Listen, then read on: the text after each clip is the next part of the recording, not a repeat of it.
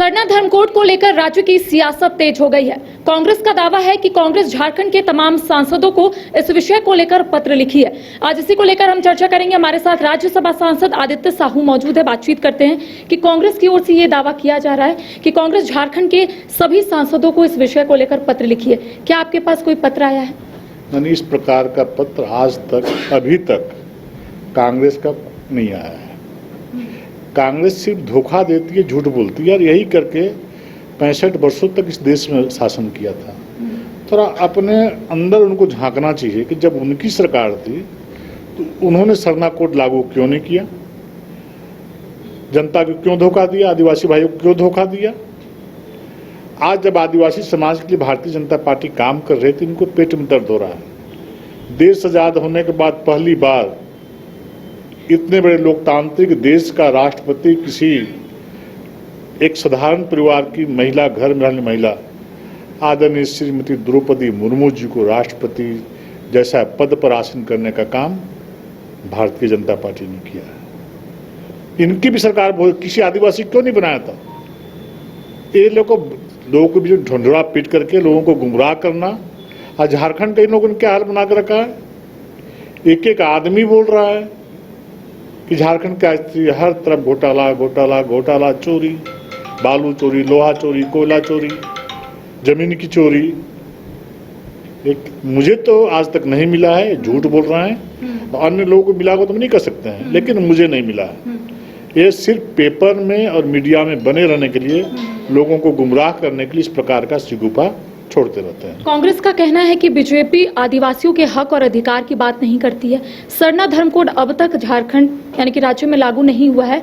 उनका कहना है कि विशेष विधानसभा सत्र आहूत करके इस विधेयक को हमने राजभवन के माध्यम से केंद्र सरकार को भेजा। राजनीति कर रहा है, इनको सरना कोड से कोई लेना देना नहीं है। आदिवासी समाज के लोग वहाँ पर रैंप को लेकर के कांटा टोली में कितने आदिवासी वहाँ पर धरना प्रदर्शन किए। आदिवासी की हिमायती बनते हैं। अनेकों आदिवासियों को दिन दहाड़े हत्या हो जा रही है। आदिवासियों की जमीन लूटी जा रही है, जबरदस्ती की जा रही है। अनेकों उदाहरण है। उस समय हिमायती बन के क्यों नहीं खड़े होते हैं। आज 4 तारीख को आदिवासी समाज बंदी बुलाया है, वो भारतीय जनता पार्टी को इन लोग बंदी नहीं बुलाया है। जाकर उनसे बात करें मुख्यमंत्री, कांग्रेस वाले लोग जाकर बात करें। सत्ता में तो वो लोग हैं, वहां पर मुंह बना करके भाग जाते हैं। तो इसलिए इनका चाल चरित्र चेहरा सब लोग जानता है, पूरे देश की जनता जानती है। और आज कांग्रेस की क्या स्थिति पूरे देश में है, किसी से छिपा हुआ नहीं है। और आगे जा करके और नीचे जाने वाली, आगे नहीं बढ़ने वाली। झारखंड के पूर्व मुख्यमंत्री चंपई सोरेन उलगुलान करने वाले हैं डिलिस्टिंग को लेकर। क्या बीजेपी उनके साथ रहेगी, क्योंकि 30 जून से भोगनाडीह से इसकी शुरुआत करेंगे? देखिए, चंपई सोरेन जी बहुत अनुभवी और बहुत पुराने नेता है और जमीन से जुड़े हुए नेता हैं। आदिवासी समाज उनकी लोकप्रियता है।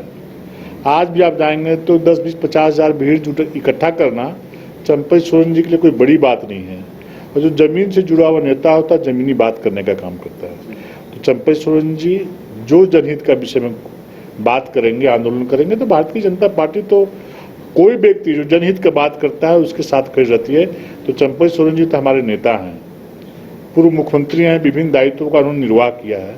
तो स्वाभाविक है कि हर अच्छा काम का भारतीय जनता पार्टी सपोर्ट करती है। झारखंड बीजेपी में संगठन का विस्तार होने वाला है। बीजेपी के प्रदेश अध्यक्ष का भी चयन होगा। कब होगा, इसको लेकर लगातार सवाल उठ रहे हैं। देखिए, भारतीय जनता पार्टी न कोई व्यक्तिवादी पार्टी है, न परिवारवादी पार्टी है। ये कार्यकर्ताओं की पार्टी है और बूथ स्तर से लेकर के मंडल अध्यक्ष, जिला अध्यक्ष, प्रदेश स्तर, राष्ट्रीय अध्यक्ष, सभी स्थानों पर कार्यकर्ताओं के विचार विमर्श बना करके, सहमति बना करके तय करती है कि किस कार्यकर्ता को कौन सी जिम्मेवारी दी जाए। इसलिए समय जरूर लगता है, लेकिन काम पुख्ता होता है। ये नहीं लालू यादव की पार्टी है कि वो अपने बेटे को बना दें। शिबू सोरेन जी की पार्टी नहीं ना जेएमएम, जो कि हेमंत जी को मुख्यमंत्री बना दे, उनकी पत्नी को बना दे। समाजवादी पार्टी ने कि अखिलेश जी को बना दे। तृणमूल कांग्रेस ने कि मायावती जी अपने भतीजे को बना दे। ये भारतीय जनता पार्टी है और भारतीय जनता पार्टी की आत्मा कार्यकर्ताओं की आत्मा से बसती है और कार्यकर्ता जो तय करते हैं वो तय होता है। तो जातीय जनगणना को लेकर ये कहा जा रहा है कि गांव से जो खबरें सामने आई है कि गांव में नहीं घुसने देंगे। अगर जातीय जनगणना पहले होती, उससे पहले सरना धर्म कोड होना चाहिए। समय आने दीजिए, समय आने पर पता चलेगा। हर अच्छे काम का ये लोग विरोध करते हैं, इसका विरोध करेंगे। झारखंड मुक्ति मोर्चा कांग्रेस एक इस राज्य को बेचने का आंदोलन का काम करती थी, खरीदने का काम करती थी। वही दोनों दल शासन कर रहे हैं। झारखंड मुक्ति मोर्चा बेचती थी करोड़ रुपया में और कांग्रेस खरीदती थी। जब उनके मन मस्तिष्क में इस राज्य को बेचने और खरीदने का दिमाग में है तो यहाँ के लोगों की इच्छा और आकांक्षा ये पूरा करने वाले लोग नहीं हैं। ये लोग राजनीति के नाम से अपने तिजोरियों को भरने वाले लोग हैं। तो देखिए, सरना धर्म कोड को लेकर राज्य की सियासी सरगर्मी तेज हो गई है। कांग्रेस की ओर से ये दावा किया जा रहा है कि कांग्रेस झारखंड के सभी सांसदों को पत्र लिखी है। तो आपने सुना कि राज्यसभा सांसद आदित्य साहू का कहना है कि इन्हें कोई भी पत्र अभी तक नहीं मिला है। फिलहाल कैमरा सहयोगी अभिषेक के साथ करिश्मा सिन्हा, न्यूज 22 को रांची। अगर आप देश के किसी भी कोने में रहते हैं, अगर आप पटना आना चाहते हैं और घर जैसे रहने और खाने का आनंद लेना चाहते हैं तो एक बार जरूर आए होटल डायमंटन। संपर्क करें 9572759746, 9031859981, 0612400158 एड्रेस अपोजिट विद्या संस्कार school, Ranjan Path, Gola road, Bailey road, Patna 801503। Rainbow river water park, unlimited fun. Rainbow की तरह यहाँ है रंग बिरंगे वाटर राइड्स जो करेंगे आपको रोमांचित। 30 feet thrilling family pool slide, cyclone tube slide, multilane slide, dark house slide करें एंजॉय। मल्टीप्लेयर स्टेशन में परिवार और दोस्तों के साथ करें मस्ती। ऑक्टोपस रेन डांस में एक्साइटमेंट का लीजिए सुपर डोज। बच्चों के लिए tots play area, Mickey Mouse jumping, wave pool. तो देर किस बात की, अनलिमिटेड फन के लिए है ना रेनबो रिवर वाटर पार्क।